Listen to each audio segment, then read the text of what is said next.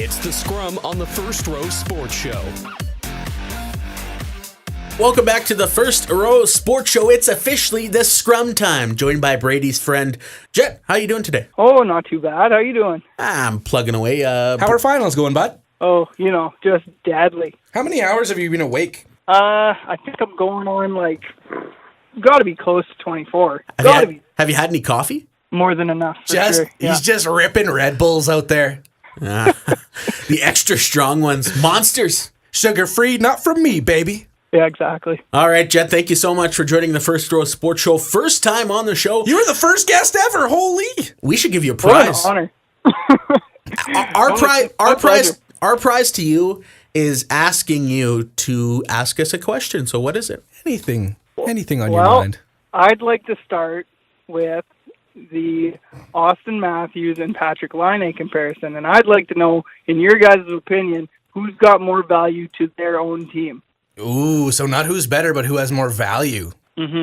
Definitely Austin Matthews, because Patrick Laine, but at the same time, Matthews, he was out for lots of the season. But you know what? That's pretty even. You made me actually think about it now. You're making me think. It's after 5. If you say Matthews, why? Why is Matthews the better player, more value to this team?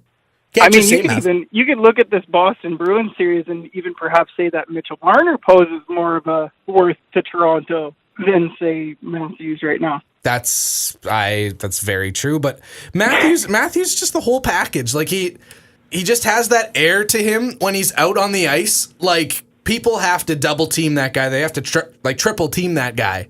And when he puts that puck on his stick, it's like a string. Like it's wild.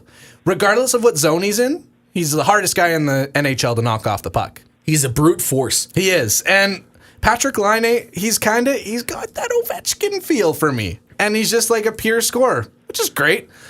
Winnipeg, you got a great player. But you know what? You didn't pick first. So in theory, why wouldn't the Leafs have just picked Laine?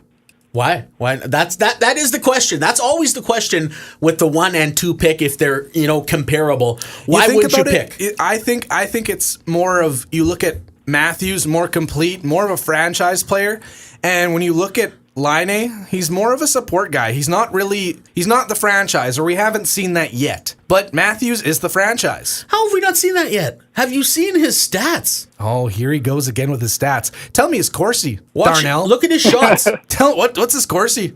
What's his 5v5? Well, that's even strength. But what's his even strength time on ice compared to his, shots on net? Okay, first of all, boop, boop, boop. It's in the calculator. Oh, they're going to win. Show me Matthews, and how many games did he miss compared to Laine? How many games did Austin Matthews not suit up in this year? This guy's a bona fide piece of glass. That's what worries me about Austin Matthews. Good players and, hackers on the other team are going to continue to come after Austin Matthews. And the Toronto Maple Leafs have nobody like back in the day to really defend Austin Matthews like some other teams do, like Dustin Byfuglien can do with Patrick Laine. Men are literally basically dying on the ice right now. Like, seriously. Zach Parise has a broken sternum. A broken sternum. And you know what? Matthews going into the playoffs healthy? That's nice. That's new. I hope Austin Matthews doesn't have to play with a punctured lung. Oh, he's less of a man. He's less of a hockey player because he's not playing with his internal organs on the friggin' ice. In my mind, it's keep him healthy. Yeah, and that's obviously the biggest thing. Like I said, staying healthy. Franchise player longevity, playing in the NHL, I'm taking Patrick Laine because Dustin Byfuglien's going to be there for a long period of time. I think, obviously, Laine has more offensive upside to himself. He's got an absolutely wicked shot. I don't know if you saw that against the Wild. It was wild.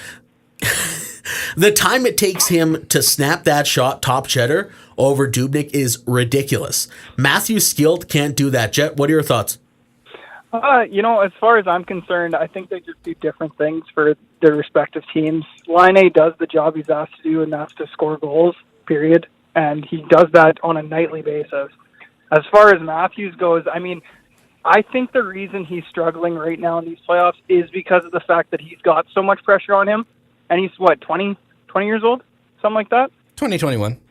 Yeah, exactly. So we're putting all this pressure on this kid to be, Mark Messier out here or something like that, and that's just not realistic. He doesn't even have the C on his chest yet, and they're acting like he's captain. That's not fair. Now, It is what it is.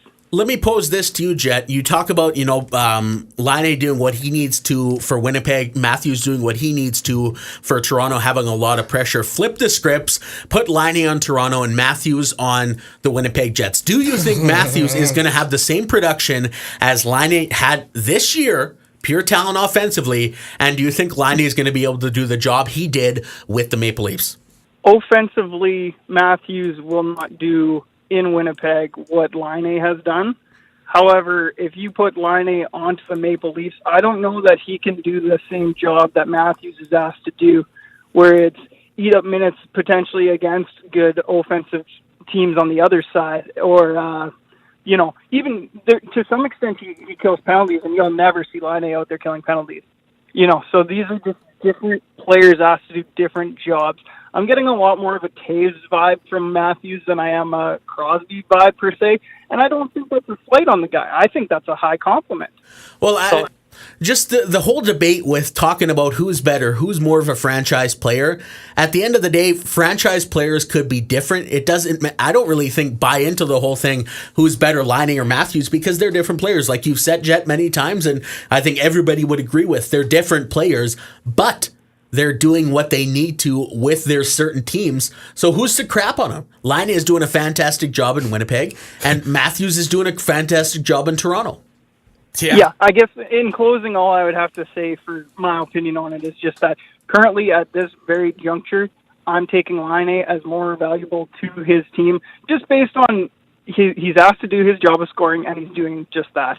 Unfortunately, Matthews isn't quite getting up to par where we want him to be. It's not that he's not capable of it, but he's not quite there just yet, and that's why I'm taking Laine.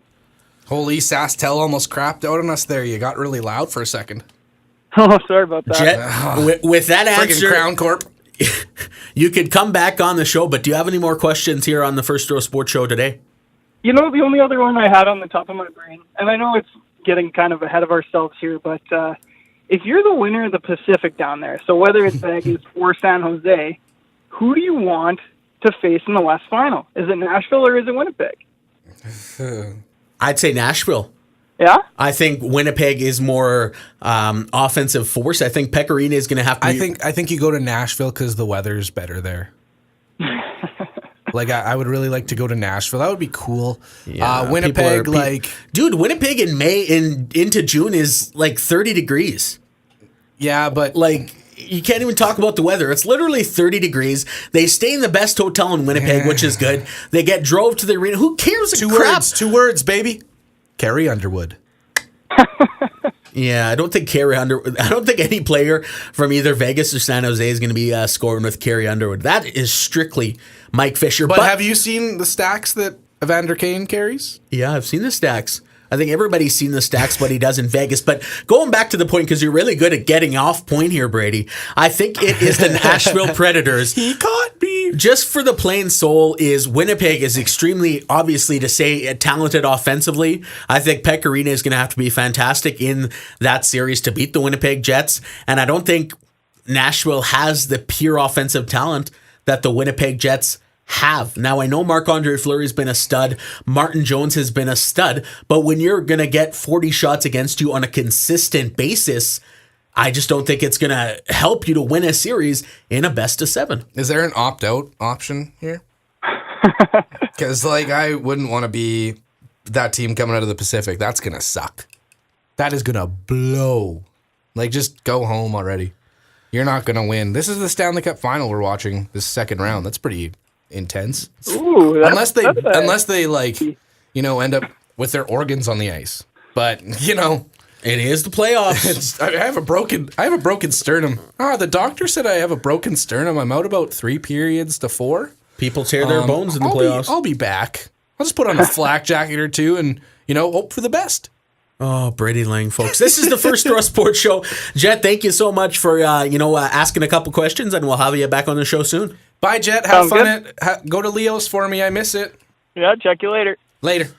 That was Jet Folk, good buddy of Brady Lang. The First Row Sports Show will continue. We're going to go more into depth It's Vegas, the San Jose Sharks. It's going to be a battle. And after that, it's going to be the Jets and the Predators. You're listening to the First Row Sports Show. We'll be right back.